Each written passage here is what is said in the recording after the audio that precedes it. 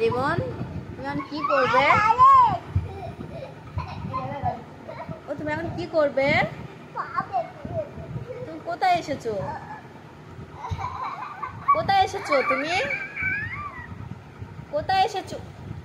আমি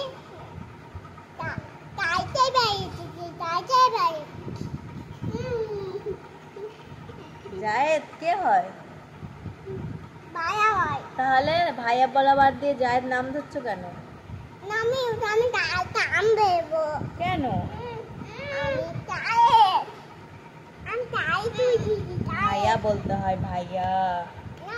ভাইয়া বলে একবার ডাকো।